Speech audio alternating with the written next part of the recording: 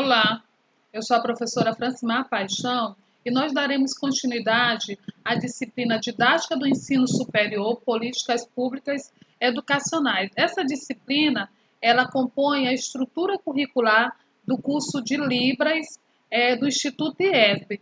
Então, nos encontros passados, nós falamos sobre o contexto histórico da didática, tratamos das concepções sobre a didática à luz de alguns teóricos. Nós vimos também os aspectos legais que permeiam esta disciplina.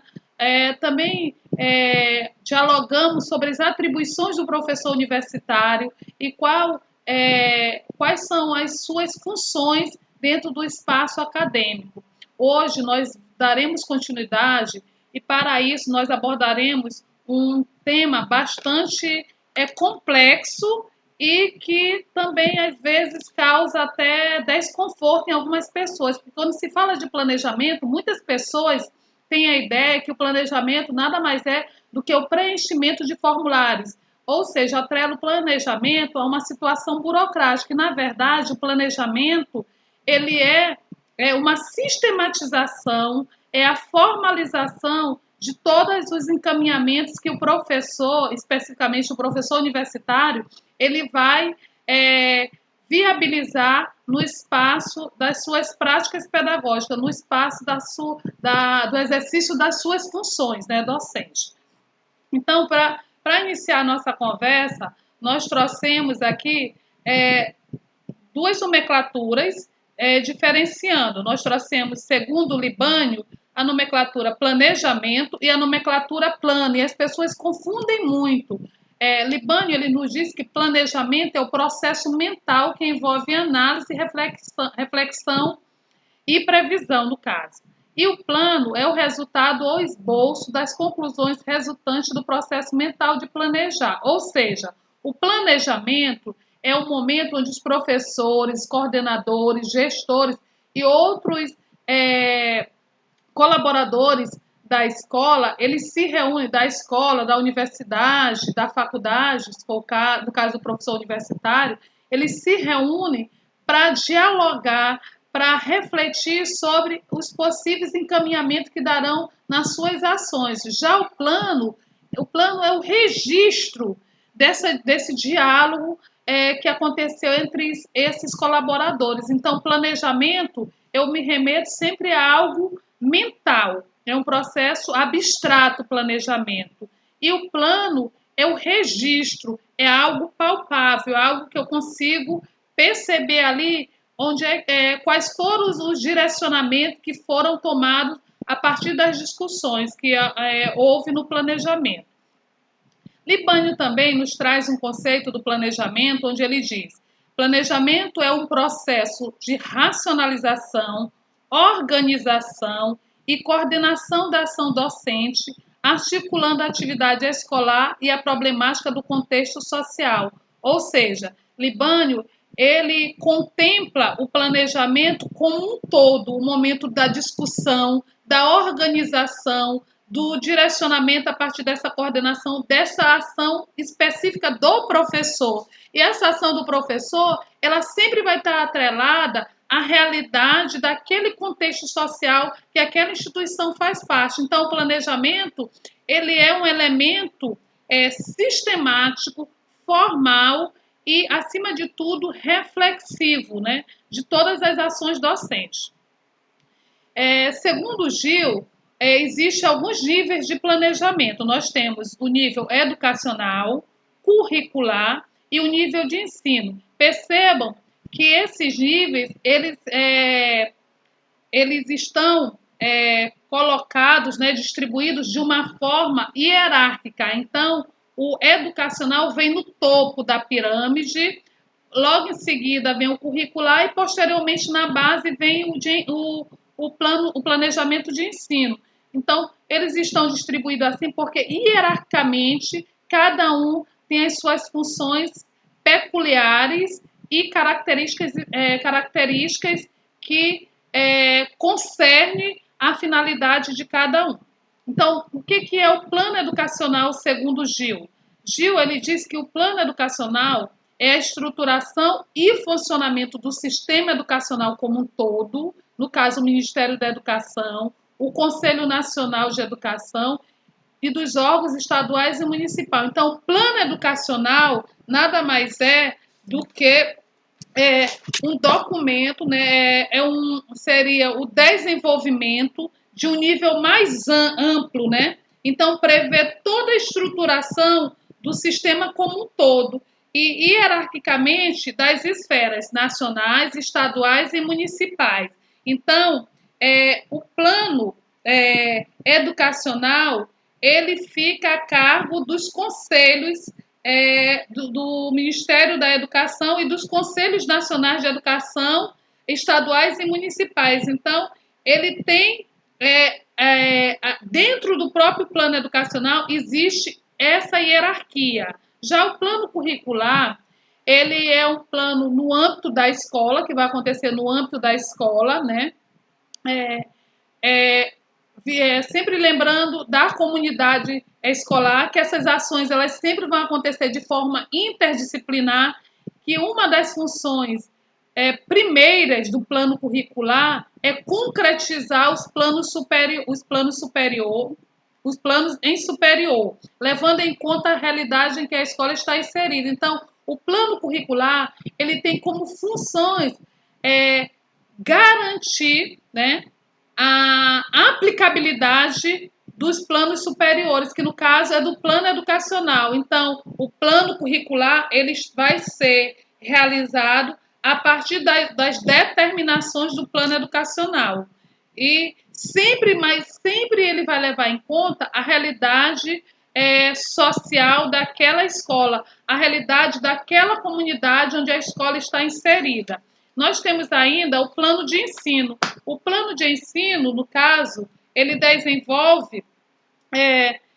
desenvolvido a partir da ação do professor, né? É a previsão das ações e procedimentos que o professor vai realizar junto aos alunos e a organização das atividades discentes e das experiências de aprendizagem, visando atingir os objetivos educacionais estabelecidos. Ou seja, o plano de ensino na verdade, todas as previsões que os professores fazem acerca do direcionamento, acerca das propostas que eles estão pensando em executar, o que eles estão pensando em fazer. Então, assim, o plano de ensino, como o nome já está dizendo, é uma previsão, são as possíveis propostas que os professores eles registram e eles se organizam para que essas propostas elas aconteçam. Mas lembrando que o plano de ensino, ele deve, na verdade, atingir sempre os objetivos propostos pelo plano educacional, que no caso é o plano que tem um nível macro, né, que está num patamar mais elevado.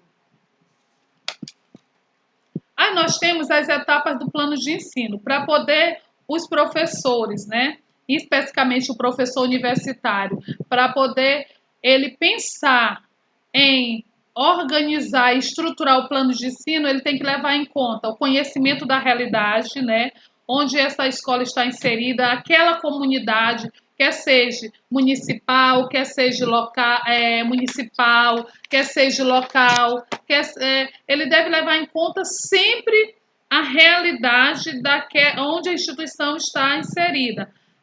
Levar em conta também a elaboração do plano. Como é que vai se dar essa elaboração do plano? Lembrando que essa elaboração, de preferência, ela deve ser feita a partir de um trabalho interdisciplinar, sempre dialogando com as outras áreas ou com as outras disciplinas.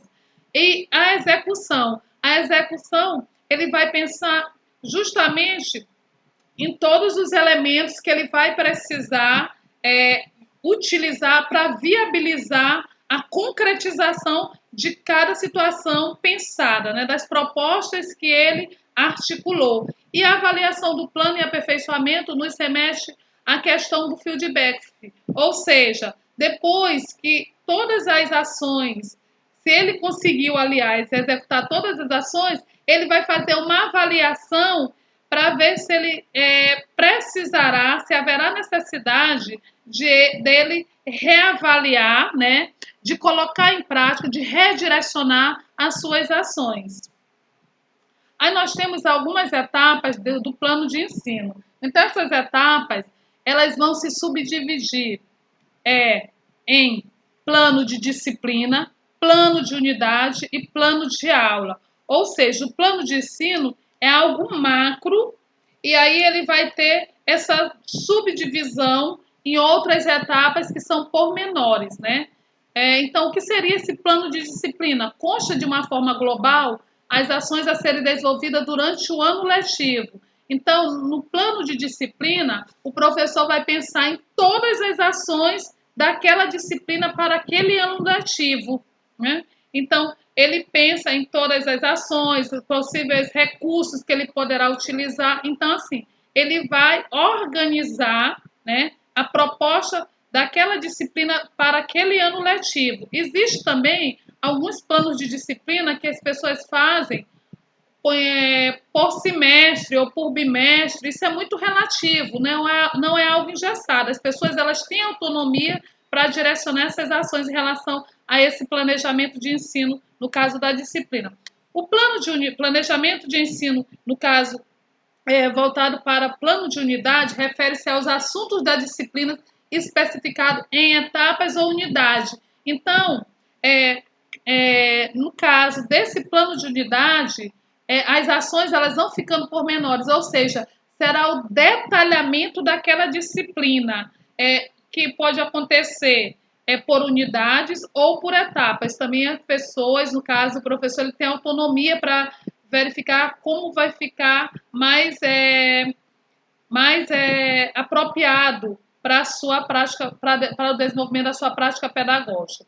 E por último, nós temos o plano de aula, que é a sequência de tudo que vai ser desenvolvido no ano letivo. Então, assim, o plano de aula, o nome já está dizendo, ele pode ser feito para que aconteça diariamente. O plano de aula é algo que o professor vai pensar e vai registrar as propostas das suas ações diárias. Então, o plano de aula ele é muito mais específico. Então, no plano de aula, o professor ele vai registrar todas as suas ações de uma forma bem específica, até para que ele consiga atingir os objetivos, que nesse caso aqui são objetivos também específicos e operacionais.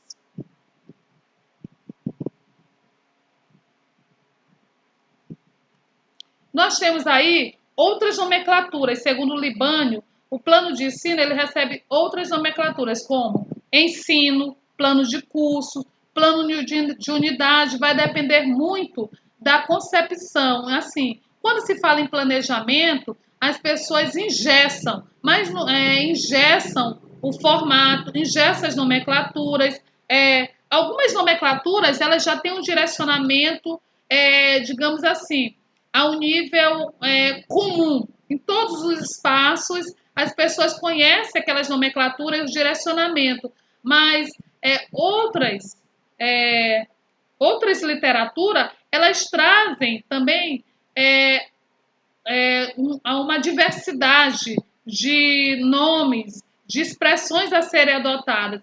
O que vale, o que não pode deixar de acontecer é que o professor ele perca de vista esse momento dele pensar e dele registrar e que ele possa também redirecionar e avaliar e reavaliar sua proposta. Isso não pode deixar de ser pensado, né? E nem de levar em conta, principalmente no fazer pedagógico do professor universitário. Esse, mais do que nunca, ele precisa estar se apropriando cada vez mais e mais, até porque o conhecimento é mutável o tempo todo, as nomenclaturas estão mudando, as concepções estão mudando, então o professor ele precisa estar atualizado de acordo com o que pede a literatura dos dias atuais, né?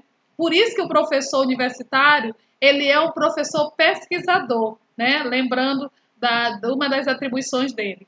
Aí nós temos os componentes básicos, segundo Gil, de um plano de ensino. Então, o plano de ensino, ele vai ser composto por a identificação do plano, que nós chamamos de um pseudo-cabeçalho, né? Ali nós vamos ter uma ementa, que a ementa é, na verdade, um rascunho, digamos assim, dos conteúdos ou das temáticas que nós pretendemos trabalhar naquele plano de ensino, os objetivos, que é a intencionalidade que vai estar registrada ali. Ao término daquela disciplina, nós temos qual intenção, o que, que nós queremos, o que, que nós almejamos. Os conteúdos são justamente as temáticas que serão abordadas no decorrer desse plano, né, dessa disciplina que vai ser trabalhada. Nós temos os recursos, que são todos os elementos que vão viabilizar a situação. Nós temos também a avaliação, temos referências. Esses componentes é Carlos Gils que nos traz, né?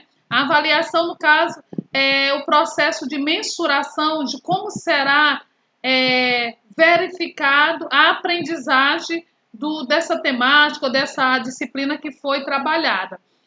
Esses elementos, como eu disse antes, são os elementos pontuados por Carlos Gil, mas em outras literaturas nós vamos encontrar também, além desses elementos aqui, nós vamos encontrar metodologia de ensino. Então, não existe um plano de ensino engessado, só com esse ou com aquele. Ele diz aqui no caso que esses aqui são os básicos, mas eu posso também inserir outros. Vai depender muito do nível de entendimento, do nível de maturidade que eu tenho em relação a esse manuseio desses elementos do plano. O que eu não posso fazer é ter menos do que isso. Eu tenho que pelo menos ter esses elementos. Caso eu tenha outros, eu posso inserir tranquilamente, não tem problema nenhum.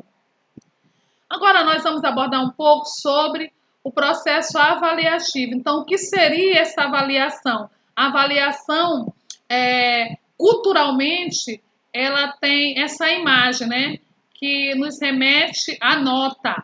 A avaliação nos remete a passar ou ser reprovado de ano, né? Aprovação ou reprovação. Então, a avaliação, ela é muito mais do que isso. A avaliação é um processo, e um processo contínuo. Então, nós vamos verificar aqui alguns conceitos dos teóricos. Dentre eles, nós trouxemos um conceito de Ilza Santana. Então, é um processo pelo qual se procura identificar, aferir, investigar e analisar as modificações de comportamento e rendimento do aluno, do educador, do sistema, confirmando se a construção do conhecimento se processou, seja teórico, no caso mental, ou prático. Então, a avaliação, ela é um elemento que, aliás, é um elemento não, perdão, ela é um processo que ela vai envolver muitos elementos e que não é pensada somente para o aluno, não, ela é um processo pensado para todos os envolvidos, pensado no se houve ou não aprendizagem do aluno, se o professor conseguiu atingir os objetivos que ele pensou, ela também avalia o sistema, se o sistema, aquelas propostas que foram sugeridas ou determinadas por ele, se houve a aprendizagem, né? Então, assim, a avaliação, ela é esse processo que ela vai pensar justamente, ela pode ter várias ramificações, pode ter vários direcionamentos, mas ela sempre vai estar voltada para a efetivação da aprendizagem. E essa efetivação ou mensuração da aprendizagem, ela não é só do aluno, mas ela é do professor também e do sistema. Aí nós temos algumas modalidades de avaliação segundo Bloom. Então, que modalidades são essas? Nós temos a modalidade, de acordo com as funções que desempenha, a avaliação classifica-se em diagnóstica, formativa e somativa. Percebam que nesse processo, todas essas funções elas vão dialogar entre si, que ora eu faço formativa, ora eu faço diagnóstico e somativa. Não, elas estão implicitamente interligadas. As funções, elas convergem, elas dialogam entre si. Então, para que haja realmente um processo avaliativo de direito e de fato, eu preciso sempre levar em conta as funções no caso, as 3 funções que a avaliação exerce. Então, nós vamos ver cada uma. O que seria essa avaliação diagnóstica? Ela é utilizada para determinar a ausência ou presença de determinadas habilidades, bem como para identificar as possíveis dificuldades. Então, o professor, especificamente o professor universitário, ele vai fazer uso dessa avaliação diagnóstica como um termômetro para que ele possa identificar. O nome está dizendo diagnóstico, ele vai sondar, ele vai conseguir, através de alguns instrumentais, ele vai buscar, né, identificar quais são as habilidades já adquiridas pelo aquele aluno e quais são as possíveis dificuldades que ele tem. E em cima dessas habilidades que ele já tem e das dificuldades que ele também apresenta, ele vai pensar nesse planejamento para sanar ou para manter. Para manter, no caso, as habilidades que ele tem e para sanar as dificuldades que são apresentadas por ele. Nós temos também a avaliação formativa, que é empregada durante o processo para identificar o progresso do aluno. Então, essa avaliação formativa, ela é feita no decorrer de todo o processo. O nome está dizendo formativa. A principal intencionalidade é formar, é viabilizar, é garantir esse processo evolutivo na aprendizagem do aluno. Já a somativa, ela é empregada para quantificar as notas e classificar os alunos. Os instrumentos mais utilizados são as provas e os seminários. Então, a avaliação somativa, ela tem esse caráter quantitativo. É a partir dela que eu vou conseguir mensurar, a partir da utilização de alguns instrumentais específicos, se houve ou não a aprendizagem do aluno. Nós temos outras técnicas para avaliação da aprendizagem segundo Macedo. Nós temos a prova discursiva ou dissertação, prova oral, entrevista, prova com consulta, prova com teste de múltipla escolha, apresentações e trabalhos escritos. Mas existem ainda outros elementos, outras formas de que se possam viabilizar esse processo avaliativo. Vai depender muito da intencionalidade do professor, vai depender muito da proposta que ele está trabalhando, o que ele pretende. Então, o professor, ele tem essa autonomia para ele escolher qual o melhor instrumental que ele vai utilizar para aferir, no caso, para garantir esse processo de avaliação da aprendizagem, né?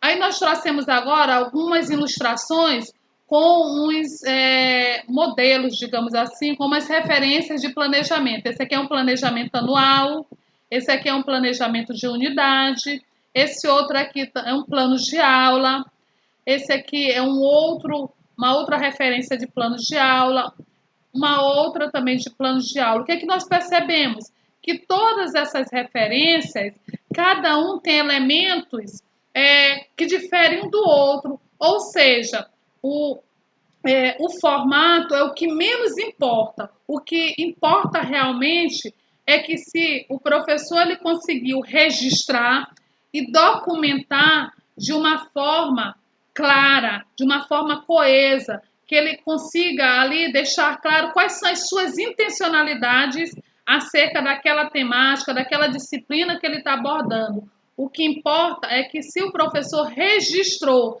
quanto ao quantitativo de elementos que compõem um plano, é algo que não é engessado, né? Os planos, o professor eles têm autonomia para fazer esse manuseio em relação a essa estruturação desses documentos. Nós temos um outro modelo aqui de um outro plano. E findamos a nossa aula de hoje com essa frase: nós somos a soma das nossas decisões. Essa mensagem, ela é uma mensagem reflexiva para cada um de nós, para que possamos entender que o nosso conhecimento, tá? Ele vai fazer realmente diferencial a partir do momento que nós fizermos uso de forma a nos posicionarmos em qualquer situação, mas principalmente na nossa no nosso aspecto pessoal, profissional. Então, fica aí essa mensagem, essa dica para a gente e que nós possamos nos encontrar mais vezes. Obrigada, pelo dia de hoje, né? No caso, por poder compartilhar essas informações com vocês.